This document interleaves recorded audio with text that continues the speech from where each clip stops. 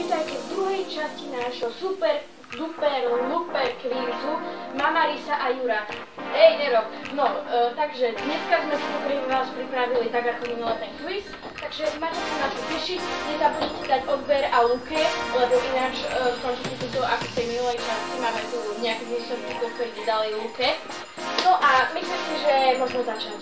Takže aká je prvá otázka, pán moderátor? Vaša prvá otázka. Ako máš zapnúť vrat? No, tak hovor. Takže Ačko. Trieskať do nej. Bčko. Objímať ju. Cčko. Tlačiť tlačítko zapnutia. Dčko. Čakať 5 hodín na rodičov, aby ju zapli. Nepozerajte do toho. Takže, čo si myslíte vy, botanik? Podľa mňa čakať na rodičov, nech ju zapnú. No. Podľa mňa je toto Cčko. Cčko. Asi vám nepočuješ jedného. Ačko.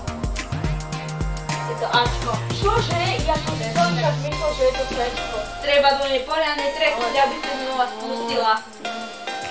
No. Takže, ďalšia otázka. Ako dať odber na YouTube? A. Hodiť PC von oknom. B. Pýtať sa radiátore. C. Zapnúť svetlo a čakať, kým buchne. Alebo D. Zobrať si myšku a stlačiť niečo na nej. Podľa mňa to bude to Ačko, lebo keď treskneš s tým, čo robíš? Keď treskneš tým poriadne tým počítačom, že až padne, tak sa hneď všetko v ňom prebudí. No. Áno, podľa mňa to má takisto. Ja súhlasím takisto s mojím ministrom mikrofónom.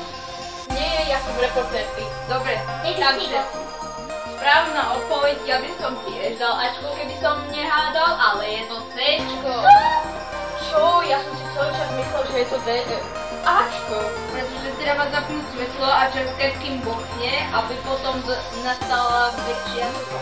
To sú depresívne, čo tu len rozoberáš, vidíš? Už moderátor, ktorý videl pretože ešte viac depresie.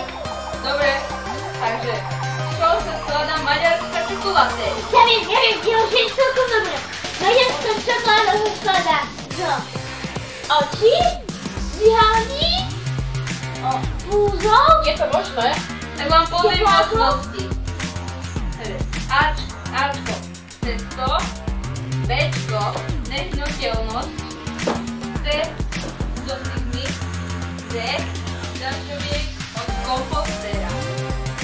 Od Podľa mňa aj ja si to myslím, lebo tie sú vždycky najkvalitnejšie. A máte pravdu!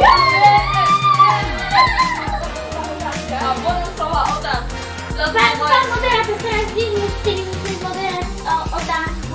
Ale ja som moderátor. On je moderátor, ja som reportérky. Reportér, Dobre. Dávam vám otázku. No, skúste. Koľko otázok ste dali?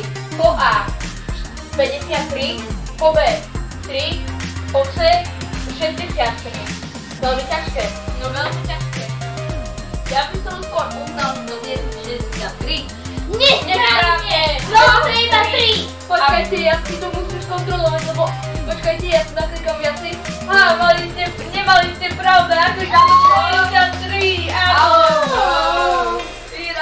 Dobre, pán moderátor pokoril túto súťaž, takže môžeme dať pokračovanie na budúce. Nezabudnite dať ten oben. No, takže pokračovanie na budúce. Čaute.